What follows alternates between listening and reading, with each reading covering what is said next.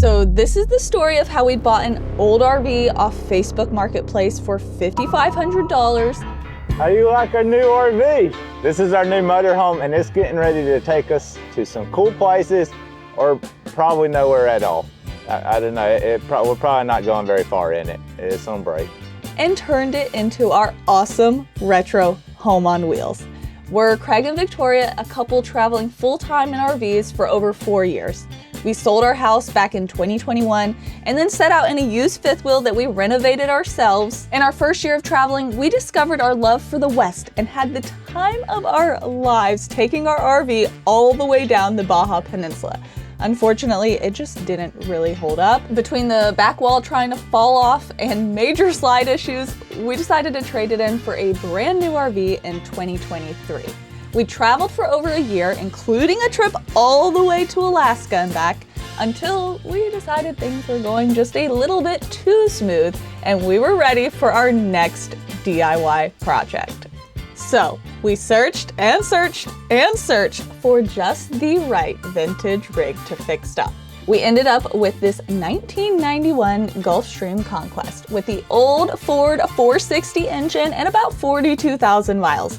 It looked pretty rough in the inside and there were clear signs of water damage, but we had big plans for this rig and we were ripping it all out anyways, so we decided we were up for the challenge. We parked this RV alongside our fifth wheel in some vacant land owned by some family where we plan to live and work on this RV for the next few months. Welcome to our renovation station. That was a little corny, guys. You can tell her down in the comments. Don't ever do that again. And then we made our first big mistake. But they redid the entire roof on it. I think with just some like roll-on stuff to seal it all up, and supposedly it's not leaking anymore. We were so excited about renovating the inside that we failed to really do a thorough inspection of the roof first. We knew the roof had been recoated and it actually looked pretty sealed up currently.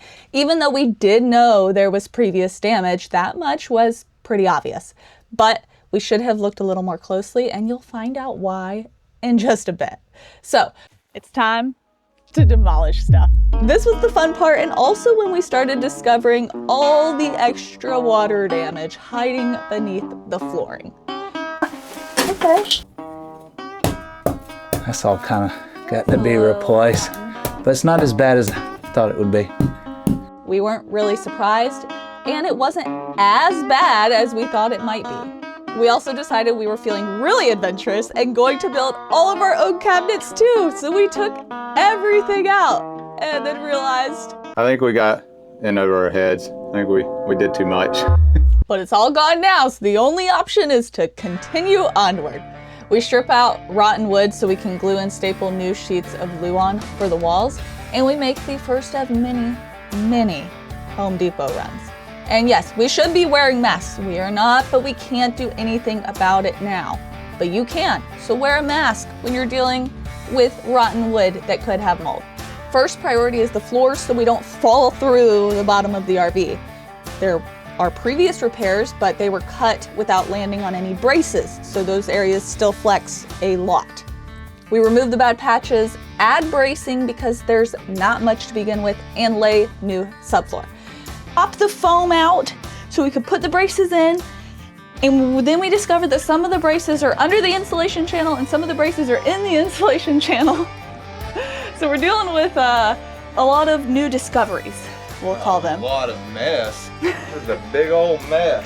Needless to say, last night we got the first piece of new wood in and it actually worked. Okay. Wow, good. Actually it feels nice.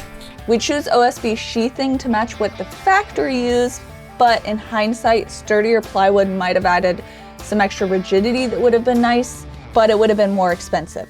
But that's a trade-off to consider if you do this yourself. Next up, we repair the water-damaged walls. This wall, though, has no anything. There's no joist in this wall right here. The window was literally just cut into the side, framed with wood around the window, but no joist going from top to bottom. All it's been held up with is styrofoam, it would appear. One window frame is basically completely gone, maybe from wood rot or maybe termites, because we did see signs of them being present previously. This thing had termites. What? So this tunnel, I believe, was coming up from or going to the windowsill. All this powder and stuff down here is also from there. Wow. And there's some in this crack here as well. All that's like from termites. We rebuild it and keep the original insulation where it already fits cleanly because it's cut to size and saves time. Then we measure carefully, do some geometry, take a few educated guesses, and somehow do fit in our new 1/8 inch utility panel or luan, gluing and stapling it into place. We've focused on the back room, but the front half hides the worst surprise. The cab over sleeping area is full of rot. Oh my goodness. What is it? Dude, this is so rotten and moldy. I can It's moldy. taste it. I can smell it. It's moldy. You can taste it. You should probably be wearing a mask. I've been in worse. Oh, it's still wet. What? Where? How? Why? That's gross. You should definitely be wearing a mask. What even is this? Just get it out of It's here. so bad.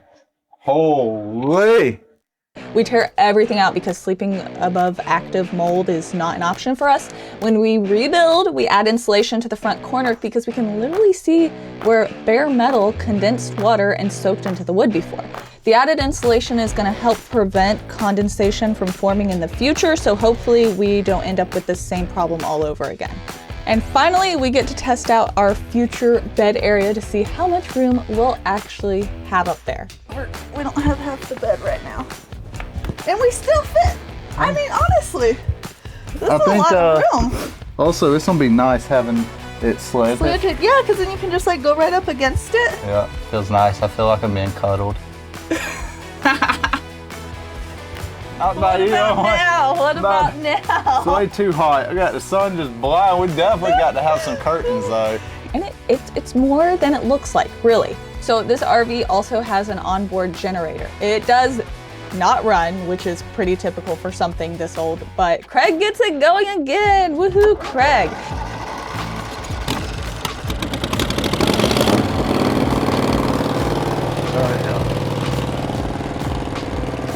You did it! It works for a little while. Later in this trip, it does fail and we replace it with a Harbor Freight generator, but at this stage, getting it running made us feel really good about our progress. So with the walls repaired, we sand, clean, and begin wallpaper. It's tedious, but we want that finished look. And then we finally take a moment to sit back and realize that we are doing this a little backwards because the fresh wood and the wallpaper are pretty pointless if the windows keep leaking. So with a big, huge rainstorm on the way, we switch gears to resealing the windows. And this becomes the most annoying job on the entire project. We scrape off old sealant, we use Goo Gone and steel wool, and then thoroughly remove any Goo Gone residue before installing the new butyl tape so it'll actually stick. And then we reinstall each window and then caulk around all the edges. But the big rainstorm hit and the windows held up great. We sealed back here because down here, there was definitely leaking happening, and now Showing them your terrible wallpaper yeah, job. okay, there's gonna be a trim piece there. That was all her, guys. That had nothing to do with that one. But the RV still leaks from the roof. We know we've got water coming in from this corner somewhere. Because our new wood is a little wet, but we just assumed that maybe it was a trim or whatever. All this. I mean, look at all the water though. It's literally soaked. I don't know. Oh yeah, See it. it's soaked underneath there. I don't know what this is either, but somebody did not do the repair correctly. I'm gonna sit here and stare off into space and contemplate my life decisions. Because the newly added roll-on roof coating hides where the problem actually is, we know it all has to come off. And that leads to our biggest DIY project yet, a whole new RV roof. This RV uses a vacuum bonded roof, not trusses. Its structure comes from foam insulation sandwiched between thin utility boards with the air vacuumed out. If we peel off too much, we break more bonds and weaken the shell. So we only remove the worst rotten sections, add extra bracing up front where it really needs it, replace the utility board where we cut it out, then glue and staple a fresh layer of utility board across the entire roof to tie everything back together and give us a smooth surface. Next, we get to install a new roof membrane using a kit from eTrailer. eTrailer has partnered with us on this entire renovation, and we've been able to source a ton of parts through them because they basically have any part, accessory, or upgrade you could want for your RV, whether it's a brand new RV or an old RV like this. From roofs and toilets, and of course things like hitches and tow packages, to the little bits that are hard to find, like running lights or door catches and vinyl insert trim. You can check out this page by scanning the QR code here or visiting the link in the description to see all the stuff from eTrailer that we used for this RV renovation, or to find supplies for your next DIY project. Go get the glue. Okay. And you're gonna just work on straightening this. And if you find that you're in need of help because you don't know exactly what you need, they have enthusiasts that are ready to chat or call to help you find exactly what you need. It's the best customer service. We add new fans, a new skylight, and fresh lap sealant wherever it's needed. We follow eTrailer's install videos as closely as we can, and the roof turns out great. I think we did a great job. My back feels like it did a good job. It's one of the projects that we are really most proud of. What does not turn out great, though, and we are not proud of, is the Amazon wallpaper. And we're tearing it off. It starts to peel and bubble, and so we have to pull it all off, sand again, and prime everything with this Kills triple thick binding primer because some of the original wall surfaces are not in great condition, which is why we thought we would do wallpaper. The wallpaper didn't work out, but the paint goes on next. And boy, do we sure wish we had chosen paint from day one. And it's coming together, I feel like. This is definitely, I wish we'd have done this before the wallpaper. Oh no. I don't know what we're thinking. It's flooring time, and this is what I've been most excited for because I found the perfect retro vinyl sheet pattern, but it was all the way in the UK.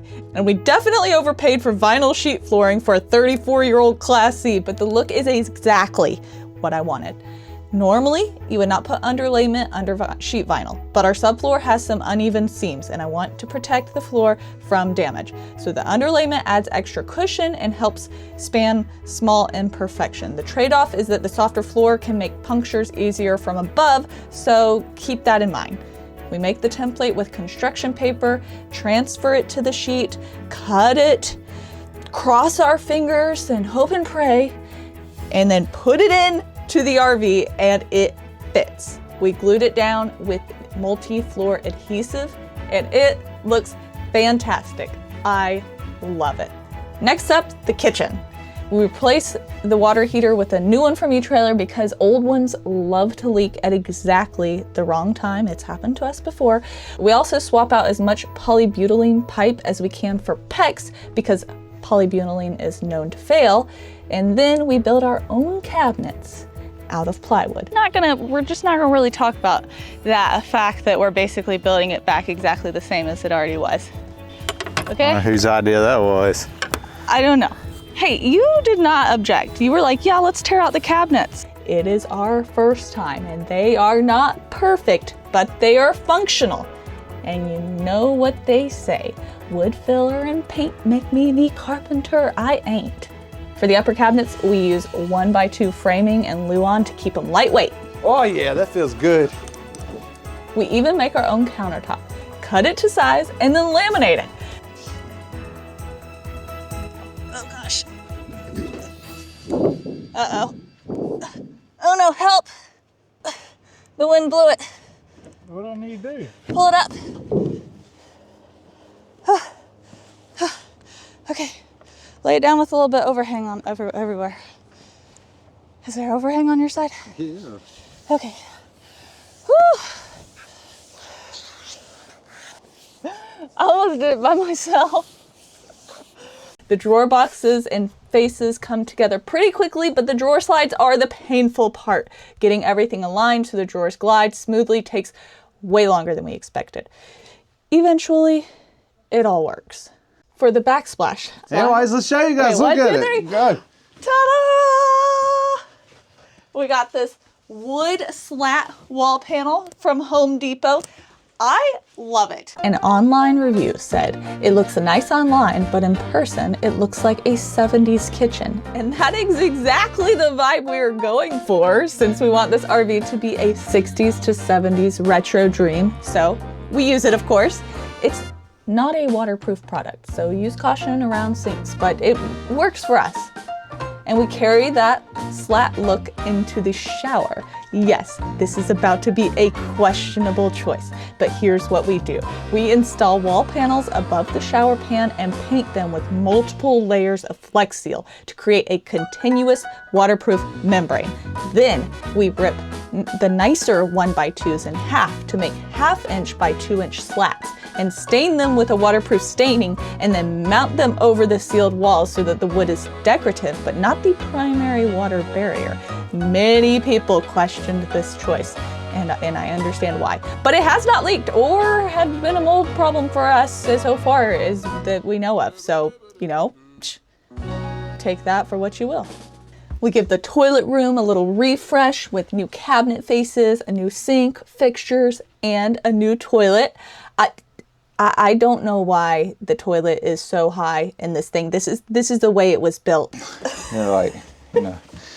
Jump up on it. God, this is weird. There's like a recommended like way you're supposed to poop. Yes, with the squatty potty. The stools and stuff. Yeah, this is all built in right here. Yeah. And you can also dangle your feet off and not even touch the ground. And wash your hands while you're, using the bathroom. You can be super efficient. You can just go ahead and wash your hands before you're done. Is there a different kind of toilet we don't know about? It's weird, I agree. But we built a pantry and a fridge area with a sliding pantry that never quite works as smoothly as we hoped. If you try from the bottom, it doesn't. Try from the top, it doesn't. So you gotta do it from the middle. And just give it a good little, when you do it and you're golden. Oh, butter. Oh. Maybe 2 throughout. Craig karate chops the shelf mid-build by accident. Nice. Are you kidding me? Why was it that weak? Why did you do that? There's a crack. You literally just broke it in half. What? I didn't hit it that hard. Why did you do that? Well, I didn't know I was going to do that. It's because that stupid cut in it. I didn't think about that. That side's way stronger. Dang it. And then we install the retro looking fridge, which ties the whole vibe together. Feeling braver, we build a custom entertainment center. Y'all, this turned out so good. The goals, storage, and function. We design a slide-in trash can bay and a televating TV to protect the screen while traveling and free up counter space. It turns out exactly how we pictured. And if you want to see the full process, we have a full video in the renovation playlist linked below. We also install a DIY solar system so that we can camp off-grid, build a couch frame, add desks and closets to the back room, and cover the original ceiling with tiles. The tiles hide the old, ugly ceiling and give us a clean way to conceal additional wiring that we needed to run. Then it is paint, decor, and all the small touches. And finally, 4 months later, which is way longer than we planned, we finish. We turn a $5,500 Facebook Marketplace find into a retro home on wheels that we really love. Despite the many challenges and late nights, we had so much fun with this project that we decided it won't be our last. So if you want to come along for our next big DIY project, we'd love for you to hit that subscribe button and join us. Honestly, look at this transformation. And I know replacing the bed in the back room with an office is a controversial decision, but we absolutely love having an office to work from the road. So tell us what you think in the comments, and if you want to see how it holds up on a cross-country trip, check out this playlist next.